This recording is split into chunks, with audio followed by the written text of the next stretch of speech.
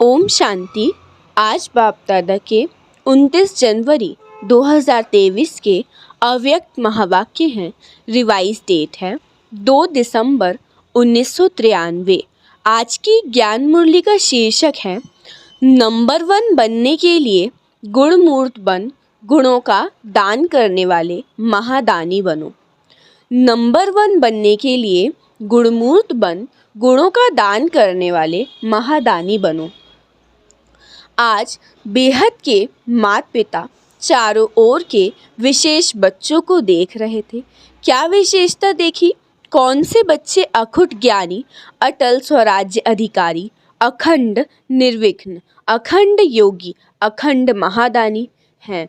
ऐसे विशेष आत्माएं कोटों में कोई बने हुए हैं।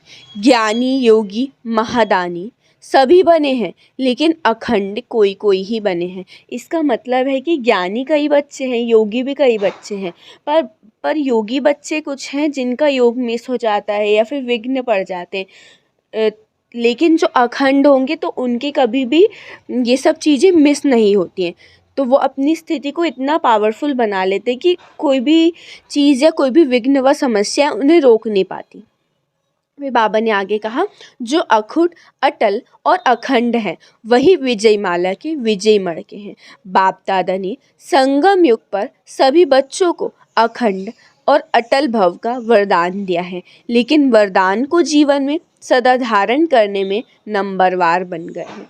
नंबर 1 बनने के लिए सबसे सहज विधि है अखंड महादानी बनो। अखंड महादानी अर्थात निरंतर सहज सेवाधारी, क्योंकि सहज ही निरंतर हो सकता है। तो अखंड सेवाधारी अर्थात अखंड महादानी दाता के बच्चे हो, सर्व खजानों से संपन्न श्रेष्ठ आत्माएं हो। संपन्न की निशानी अखंड महादानी। 1 सेकंड भी दान देने के बिना रह नहीं सकते। द्वापर से दानी आत्माएं अनेक भक्त भी बने हैं, लेकिन कितने भी बड़े दानी हों, अखुट खजाने के दानी नहीं बने। विनाशी खजाने व वस्तु के दानी बहुत बने हैं। मतलब हम द्वापर युग से जितने भी जन्म हमारे हुए हैं उनमें हम दान पुण्य बहुत करते हैं, पर अखुट खजाने और जो गुण ज्ञान शक्ति है इनके दानी नहीं बने। अभी तक हम सिर्फ विनाशी खजाने दान करें। अब बाबा ने कहा है आपको अखंड महादानी बनना है। आप श्रेष्ठ आत्माएं अब संगम पर अखुट और अखंड महादानी बनते हो। अपने आप से पूछो कि अखंड महादानी हो, वह समय प्रमाण दानी हो, वह चांस प्रमाण दानी हो। ये 3 प्रकार से दान करने में बिजी रहते हैं। पहला है मनसा द्वारा शक्तियाँ देने का दान, दूसरा वाणी द्वारा ज्ञान का दान, तीसरा कर्म द्वारा गुणों का दान। तो इन तीनों प्रकार के दान देने वाले सहज महादानी बन सकते हैं। बाबा ने बताया कि अखंड महादानी जो है वो कितने प्रकार से दान देते हैं। रिजल्ट में देखा, वाणी द्वारा दान, ज्ञान का दान मेजॉरिटी करते ही रहते हैं। मनसा द्वारा शक्तियों का दान यथाशक्ति करते हो, और कर्म द्वारा गुणदान ये बहुत कम करने वाले हैं। बोलते हैं ना कि बोलना इजी होता है पर करना मुश्किल होता है। तो बाबा वही कह रहे हैं कि वाणी द्वारा तो करते हैं मेजॉरिटी बच्चे, मनसा द्वारा भी अपनी अपनी स्थिति के अनुसार करते हैं, पर कर्म द्वारा गुणदान बहुत कम करते हैं। और वर्तमान समय चाहे अज्ञानी आत्माएं चाहे ब्राह्मण आत्माएं, दोनों को आवश्यकता किस चीज़ की है? गुणदान की। वर्तमान समय विशेष स्वयं में ब्राह्मण परिवार में इस विधि से तीव्र बनो। इस विधि को अब तीव्र बनाओ। तो ये दिव्य गुण सबसे श्रेष्ठ प्रभु प्रसाद है। इस प्रसाद को खूब बांटो। जैसे जब कोई भी मिलते हैं तो 1-2 में भी स्नेह की निशानी स्थूल टोली खिलाते हैं, ऐसे 1-2 में ये गुणों की टोली खिलाओ। इस विधि से जो संगम युग का लक्ष्य है, फरिश्ता सो देवता, तो सहज सर्व में प्रत्यक्ष दिखाई देगा। प्रैक्टिस निरंतर स्मृति में रखो। कौन सी प्रैक्टिस? कि मैं दाता का बच्चा अखंड महादानी आत्मा हूँ। कोई भी आत्मा चाहे अज्ञानी चाहे ब्राह्मण, लेकिन देना है। ब्राह्मण आत्माओं को ज्ञान तो पहले ही है, लेकिन 2 प्रकार से दाता बन सकते हैं। अब कैसे 2 प्रकार से बन सकते हैं ये सुनेंगे। पहला है, जिस आत्मा को जिस शक्ति की आवश्यकता है उस आत्मा को मनसा द्वारा अर्थात शुद्ध वृत्ति, वाइब्रेशन द्वारा शक्तियों का दान अर्थात सहयोग दो। दूसरा, कर्म द्वारा सदा स्वयं जीवन में गुणमूर्त बन, प्रत्यक्ष सैंपल बन, औरों को सहज गुण धारण करने का सहयोग दो। इसको कहा जाता है गुणदान। दान का अर्थ है सहयोग देना। तो आजकल ब्राह्मण आत्माएं भी सुनने के बजाय प्रत्यक्ष प्रमाण देखना चाहती हैं। किसी का भी एग्जाम्पल ले लो, कोई भी इंसान सुनना पसंद नहीं करता है, वो पसंद करता है कि कोई करके दिखाए। तो अब बाबा ने आगे कहा कि फॉलो ब्रह्मा बाप। जैसे ब्रह्मा बाप ने स्वयं सदा अपने को निमित्त एग्जाम्पल बनाया, तो सदा यही लक्ष्य लक्षण में लाया जो ओटे सो अर्जुन, अर्थात जो स्वयं को निमित्त प्रत्यक्ष प्रमाण बनाता है वही अर्जुन अर्थात नंबर 1 अव्वल बनता है। अगर फॉलो फादर करना है तो दूसरे को देख बनने में नंबर 1 नहीं बनना, नंबर वार बन जाएंगे। मतलब कि अगर दूसरे को देखेंगे ना तो अब नंबर वार बन जाएंगे, पर एक बाप को देखेंगे, एक ब्रह्मा बाप को देख के फॉलो करेंगे तो नंबर 1 बनेंगे। नंबर 1 आत्मा की निशानी क्या है? हर श्रेष्ठ कार्य में मुझे निमित्त बन, औरों को सिंपल करने के लिए सैंपल बनना है। दूसरे को देखना, चाहे बड़ों को, चाहे छोटों को, चाहे सामान वालों को, लेकिन दूसरे को देख बनना कि पहले ये बने तो मैं बनूं। तो नंबर 1 तो वह हो गया ना जो बनेगा। ऐसा नहीं कि ये करे तो मैं करूं। अगर किसी को देख के करेंगे तो फिर तो नंबर 1 वो बन गया। आपको खुद से करना है। तो अखंड महादानी आत्मा सदा अपने को हर सेकंड तीनों ही महादान में से कोई ना कोई दान करने में बिजी रखती है। फिर आगे बाबा ने कहा, ज्ञान तो बहुत है, अभी गुणों को इमर्ज करो, सर्वगुण संपन्न बनने और बनाने का एग्जाम्पल बनो। अब बाप दादा का याद प्यार सुन लेते हैं। सर्व अखंड योगी तो आत्माएं, सर्व सदा गुणमूर्त आत्माओं को, सर्व हर संकल्प हर सेकंड महादानी व महासहयोगी विशेष आत्माओं को, सदा स्वयं को श्रेष्ठता में सैंपल बन, सर्व आत्माओं को सिंपल सहज प्रेरणा देने वाले, सदा स्वयं को निमित्त नंबर 1 समझ, प्रत्यक्ष प्रमाण देने वाले बाप समान आत्माओं को बाप दादा का याद प्यार और नमस्ते। अब कहो, हम रूहानी बच्चों की रूहानी बाप दादा को याद प्यार, गुड मॉर्निंग और नमस्ते नमस्ते नमस्ते। शुक्रिया बाबा, शुक्रिया। बाप दादा की थोड़ी सी पर्सनल मुलाकात है। पहला है, परमात्म प्यार का अनुभव करने के लिए दुख की लहर से न्यारे बनो। बाप दादा ने संगम पर अनेक खजाने दिए हैं। उन सभी खजानों में से श्रेष्ठ खजाना कौन सा है? सदा खुशी का खजाना। तो सदा खुशी का खजाना साथ रहता है। कैसी भी परिस्थिति आ जाए लेकिन खुशी नहीं जा सकती।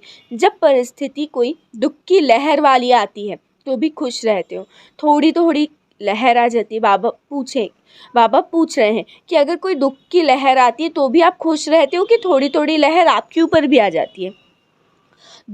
तो एक तरफ है दुखधाम, दूसरी तरफ है सुखधाम।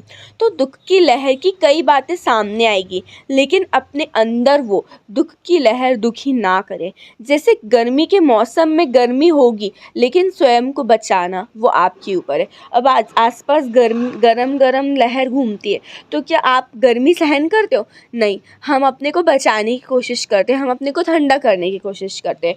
तो दुख की बातें सुनने में आएंगी, लेकिन दिल पर प्रभाव ना पड़े, इसीलिए कहा जाता है न्यारा और प्रभु का प्यारा। तो दुख की लहर से न्यारा बन, प्रभु का प्यारा बनो। जितना न्यारा उतना प्यारा।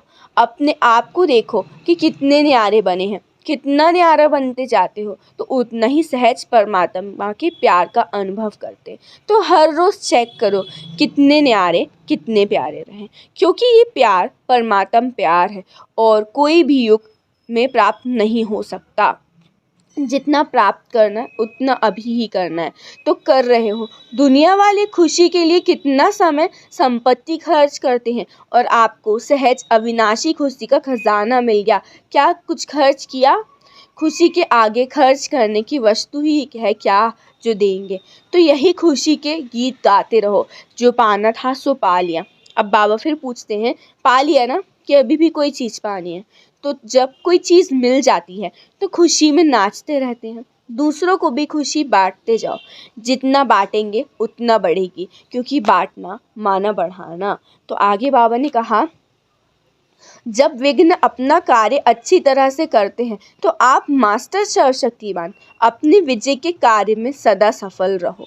सदा ये याद रखो कि हम विघ्न विनाशक आत्माएं हैं। विघ्न विनाशक का जो यादगार है उनका प्रैक्टिकल में अनुभव करो। अच्छा, दूसरा है, अचल स्थिति बनाने के लिए मास्टर सर्वशक्तिमान का टाइटल स्मृति में रखो। स्वयं को सदा सर्व खजानों से भरपूर अर्थात संपन्न आत्मा अनुभव करो, क्योंकि जो संपन्न होता है, संपन्नता की निशानी है कि वो अचल होगा, हलचल में नहीं आएगा। जितना खाली होता है उतनी हलचल होती है। तो किसी भी प्रकार की हलचल, चाहे संकल्प द्वारा, चाहे वाणी द्वारा, चाहे संबंध संपर्क द्वारा, किसी भी प्रकार की हलचल अगर होती है तो सिद्ध है कि खजाने से संपन्न नहीं है। संकल्प में भी, स्वप्न में भी अचल, क्योंकि जितना जितना मास्टर सर्वशक्तिमान स्वरूप की स्मृति इमर्ज होगी उतना ये हलचल मर्ज होती जाएगी। तो मास्टर सर्वशक्तिमान की स्मृति प्रत्यक्ष रूप में इमर्ज हो। जैसे शरीर का ऑक्यूपेशन इमर्ज है, मर्ज नहीं होता, तो ऐसे ब्राह्मण जीवन का ऑक्यूपेशन इमर्ज रूप में रहे। तो चेक करो, इमर्ज रहता है या मर्ज होता है। इमर्ज रहता है तो उसकी निशानी है कि हर कर्म में नशा होगा, दूसरों को भी अनुभव होगा कि ये शक्तिशाली आत्मा है। बाबा ने कई बार कहा है ना कि आप और बाप ऐसे कम माइंड रहो कि आपको देख सर्व को बाप की याद आ जाए।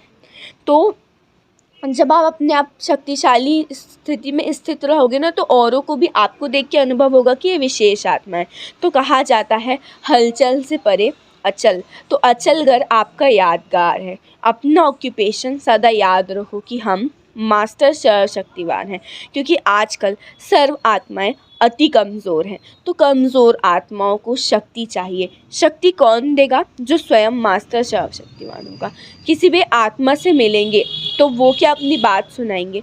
कमजोरी की बातें सुनाएंगे। जो करना चाहते हैं वो कर नहीं सकते। इसका प्रमाण है कि कमज़ोर हैं। जो संकल्प करते हो वो कर्म में ला सकते हो। तो मास्टर सर्वशक्तिवान की निशानी है कि संकल्प और कर्म दोनों समान। ऐसे नहीं कि संकल्प बहुत श्रेष्ठ और कर्म करने में श्रेष्ठ संकल्प नहीं कर सको। इसको मास्टर सर्वशक्तिवान नहीं कहेंगे। मतलब बाबा ने कहा कि प्लान तो बहुत अच्छे बना रहे लेकिन उसको इम्प्लीमेंट नहीं कर पा रहे, तो इसको मास्टर सर्वशक्तिवान नहीं करेंगे। तो चेक करो, जो श्रेष्ठ संकल्प होते हैं वो कर्म तक आते हैं या नहीं आते। मास्टर सर्वशक्तिवान की निशानी है जिस समय जो शक्ति आवश्यक हो तो वही कार्य में आए। और फिर आगे बाबा ने कहा, जैसे स्थूल कर्म इंद्रियां ऑर्डर पर चल सकती हैं, हाथ को जब चाहो जहाँ चाहो चला सकते हो, तो ऐसे सूक्ष्म शक्तियाँ इतनी कंट्रोल में हो कि जिस समय जो शक्ति चाहो वो कार्य में लगा सको। तो ऐसी कंट्रोलिंग पावर है। ऐसे तो नहीं सोचते कि चाहते तो नहीं थे लेकिन हो गया। तो सदा अपनी कंट्रोलिंग पावर को चेक करते हुए शक्तिशाली बनते चलो।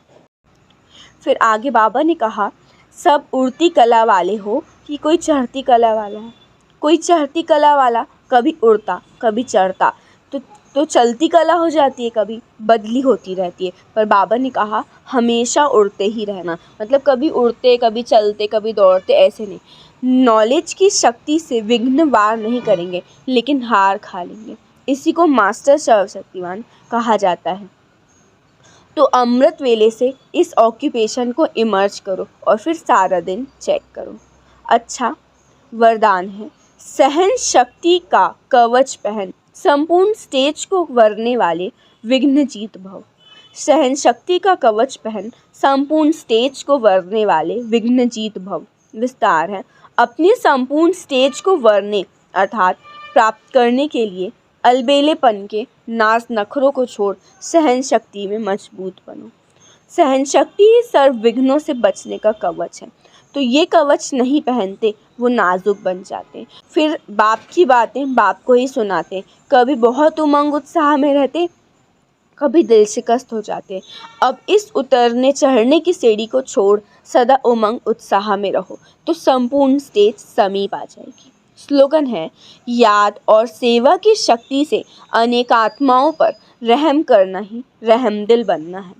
याद और सेवा की शक्ति से अनेक आत्माओं पर रहम करना ही रहमदिल बनना है। अच्छा, ओम शांति, ओम शांति, ओम शांति।